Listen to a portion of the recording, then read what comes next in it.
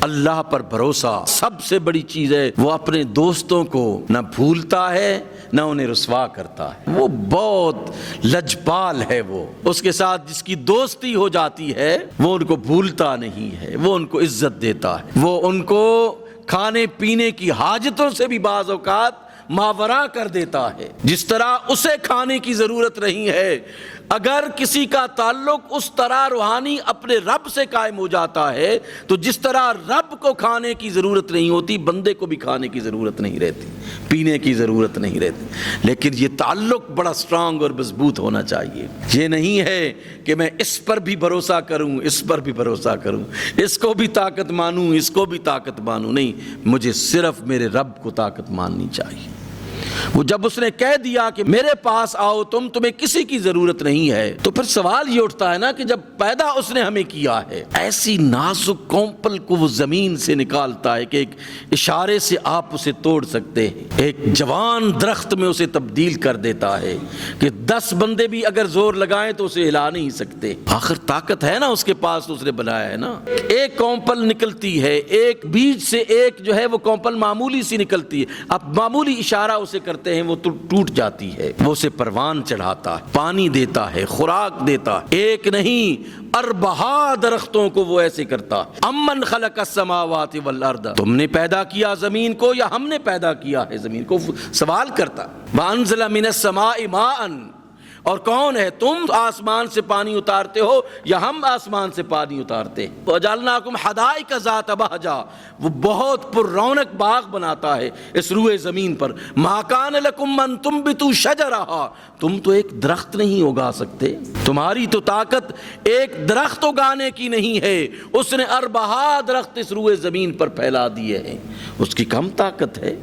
صرف ایک چیز کو آپ دیکھ لیں، ان درختوں کو آپ دیکھ لیں، باقی پہاڑ ہیں یا جو کچھ بھی ہے ان کو چھوڑ دیں آپ۔ ان درختوں کو کس طرح اس نے مضبوط کیا ہے۔ ایک موقع ایسا آتا ہے کہ انسان اپنی مرضی سے نہ اٹھ سکتا ہے، نہ بیٹھ سکتا ہے، نہ کھا سکتا ہے، نہ پی سکتا ہے، ماں کے ساتھ اللہ نے رزق اس کا وابستہ کر دیا ہے۔ ایک اس سے پہلے کا دیکھیں، ماں کے پیٹ میں انسان جب ہوتا ہے اس وقت کون اسے رزق دیتا ہے؟ سوچے نا ذرا۔ اللہ فرماتا ہے کہ ہم نے تمہیں اندھیروں میں پیدا کیا، ماں کے پیٹ کا اندھیرا اور اس رحم مادر کا اندھیرا، اس کے اندر تمہیں پیدا کرتا ہے اور پھر اس کے اندر رزق دیتا ہے۔ اس لیے رسول اللہ صلی اللہ علیہ وآلہ وسلم سے مروی حدیث ہے، اللہ نے فرمایا، بندو من اوصل الیک غذاء وانت جنین فی بطن امک، کہ کون تھا جو تمہیں تمہاری ماں کے پیٹ میں غذا پہنچا رہا تھا۔ آج اگر ہم کسی اور پر کوئی بھروسہ اور توکل کریں،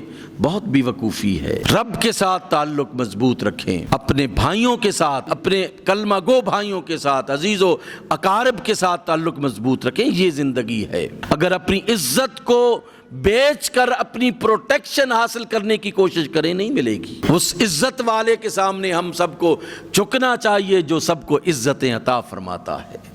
اس محافظ کے سامنے ہمیں جھکنا چاہیے جو سب کو حفاظت عطا کرتا ہے۔ اس رازق کے سامنے ہمیں جھکنا چاہیے جو سب کو رزق عطا کرتا ہے۔ اللہ نے تمہیں فرمایا وَلَقَدْ كَرَّمْنَا بَنِي آدم، ہم نے انسانوں کو عزت دی ہے، تم کیوں بے عزت ہونے کی کوشش کرتے؟ وہ جو تمہیں عزت دیتا ہے۔ لَقَدْ خَلَقْنَا الْإِنسَانَ فِي أَحْسَنِ تَقْوِيمٍ، ہم نے بہترین لبادہ، خوبصورت لبادہ اڑا کر تمہیں تخلیق کیا ہے اور دنیا میں بھیجا ہے۔ تم اپنی اس پوشاک کو کسی دوسرے کے سامنے جھک کر کیوں آلودہ کرنے کی کوشش کر رہے ہو؟ اسی پاک پوشاک کے ساتھ اپنے رب کے سامنے حاضر ہو کہ میں نے صرف تجھ پر بھروسہ کیا تھا، تجھے صرف اپنا خدا مانا تھا، تیرے ساتھ محبت تھی، تو نے یہ کہا میں نے چھوڑ دیا، تو نے یہ فرمایا میں نے چھوڑ دیا۔ اگر کوئی کہے بھی کہ یہ چھوڑ دو، نہیں، میرا رب نہیں جب تک کہے گا میں نہیں چھوڑوں گا۔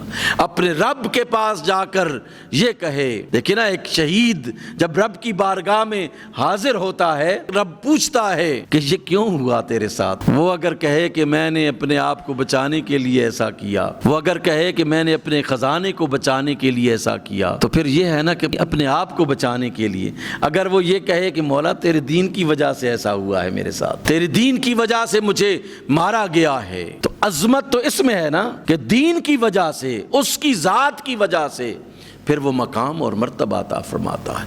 اللہ شہداء کے خون میں وہ برکتیں نازل فرماتا ہے کہ یہ خون امتوں کی آبیاری کرتا ہے، یاد رکھیے۔